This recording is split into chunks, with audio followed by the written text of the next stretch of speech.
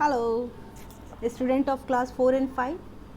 Dear student, today we will study preposition, chapter 6 in a grammar. So everyone open your book and listen carefully.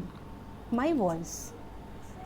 It is a very important topic. ये बहुत ही important topic है. Parts of speech में ये बहुत ही important topic है preposition. तो let's see, start. First of all, we should know what is a preposition. अब preposition क्या है? Preposition is a word which is placed before noun or pronoun to show its relation to some other word in a sentence. Preposition क्या है? Preposition वह word है जो noun और pronoun से पहले आकर के sentence में जो और other word होते हैं उनसे जो है relation बनाता है, बताता है कि मतलब उनका किससे क्या relation है. इसको एग्जाम्पल के द्वारा हम समझते हैं.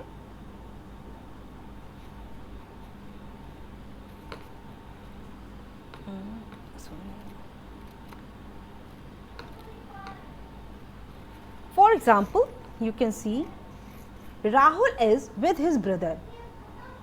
Rahul is with his brother. अभी मैंने कहा कि प्रीपोजिशन जो है वो नाउन और प्रोनाउन से पहले आता है. तो देखो यहाँ पे हिज मिस, ये हिज जो वर्ड है ये तो आपका प्रोनाउन है, लेकिन ब्रदर अपने भाई के साथ, तो ये आपका नाउन होगा अपने भाई के साथ.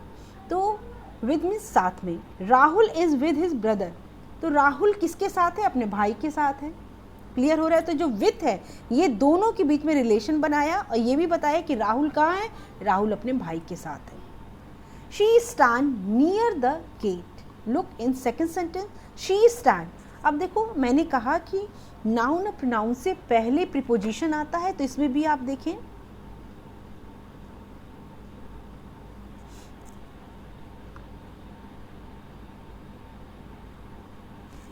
The gate. द गेट जो है ये आपका नाउन है, नेमिंग वर्ड है थिंग में, और इससे पहले आपका नियर आया है. नियर मतलब होता है पास में. शी स्टैंड, वह कहाँ खड़ी है? गेट के पास.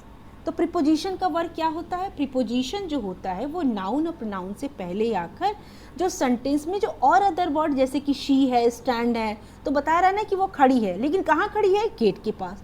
तो उनके बीच में वो रिलेशन को शो करता है. He is in the garden. वह कहाँ है? In the garden. The garden भी आपका क्या है? नेमिंग वर्ड है, और इन जो है वो आपके नाउन से पहले है.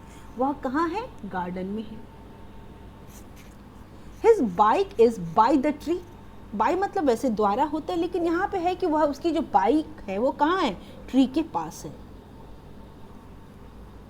Next, the boy on the bicycle वोर अ रेड कैप. द बाइसिकल क्या है? ये भी आपका नेमिंग वर्ड है थिंग्स में, और ये ऑन पहले आया है, तो बता रहे हैं कि जो लड़का ऑन द बाइसिकल, बाइसिकल के ऊपर है, वोर मीन्स होता है पहना हुआ, और रेड कैप उसने एक रेड कलर की कैप पहनी है. The cat crept under the table. जो कैट है वो कहाँ है? कि क्रेप्ट मीन्स होता है रेंगना, रेंग रही है. कहाँ रेंगी? अंडर द टेबल, टेबल के नीचे है. तो दीज आर जैसे with, near, in, by, on, under, ये जो है नाउन या प्रोनाउन से पहले आकर के जो और जो वर्ड है उनके बीच में रिलेशन को बता रहा है. और आगे देखते हैं. We had a fire in the kitchen yesterday. Means हम लोगों ने क्या किया था? किचन में वी हैड अ फायर, हम लोगों ने आग जलाई थी. कब? एक दिन पहले किचन में. तो इन मीन्स में. The girl was singing for joy. Joy means आनंद, और फॉर मीन्स के लिए. जो गर्ल है वो क्या कर रही है? सिंगिंग, गाना गा रही थी. किसके लिए? आनंद के लिए, अच्छे लगने के लिए. Next, she rode in her car. In में रोड मीन्स चलना. शी रोड मीन्स वो कहाँ चल रही? इन हर कार, अपनी कार में वो जो है क्या कर रही थी? वो ड्राइव मतलब वो जा रही थी. 10 लास्ट है. The carpet under the table is very old. जो कारपेट है वह under the table, under means नीचे, टेबल के नीचे है, और वो कैसा है? बहुत पुराना है. तो देखो प्रीपोजिशन जो है इसमें आपके बहुत सारे प्रीपोजिशन है, with, near, in, by, on, under, in, for, in, under. तो इनके सबसे पहले आपको मतलब पता होना चाहिए। दूसरी चीज़ है कि बहुत सारे आपकी बुक में अ लॉट ऑफ जो है प्रीपोजिशन वर्ड्स दिए गए हैं, आप उसको देख सकते हैं। वर्ड्स फॉलो बाय प्रीपोजिशन 4 और 5, लिसन केयरफुली, आप उसको सेंटेंसेस को पढ़ें क्योंकि सारे जो वर्ड्स हैं वो तो बहुत इंपॉर्टेंट हैं, लेकिन इसमें हम आपको कुछ इंपॉर्टेंट जो है, जैसे कि और भी बहुत सारे वर्ड्स हैं उनके बारे में हम डिस्कशन करेंगे, लेकिन ये जो है ये बहुत ही कॉमन है। इनको पहले आप समझिए। विथ मीन्स साथ में, नियर मीन्स पास में, इन मीन्स में, बाय मीन्स द्वारा, ऑन मीन्स पर, अंडर मीन्स नीचे, इन मीन्स में, फॉर मीन्स के लिए, और उसके बाद भी बहुत सारे वर्ड्स हैं जैसे बिटवीन। बिटवीन मीन्स दो के बीच में, among, beside, near, above, over, in front of, ये सारे आपके जो हैं प्रीपोजिशन के एग्जाम्पल्स हैं। ठीक है, अब चलिए देखते हैं। Let's see a worksheet very easy, और इसके द्वारा आई होप आपको प्रीपोजिशंस और अच्छे से समझ में आ जाएगा। In this picture you can C a carton and a ball. आप देख सकते हैं एक कार्टन है और एक बॉल है। इस बॉल और कार्टन जो है इसके द्वारा जो है शो किया गया है कि किस तरीके से जो प्रीपोजिशन है उसको हम और क्लियर कर सकते हैं। जैसे for example you can see in the first picture, जो first picture you can see the ball कहाँ है, वो कार्टन के अंदर है। The ball is in the box, box के अंदर है। क्लियर हो रहा है, ये जो बॉल है वो कहाँ है, बॉक्स के अंदर है। Second, the ball is on the box, box के ऊपर है।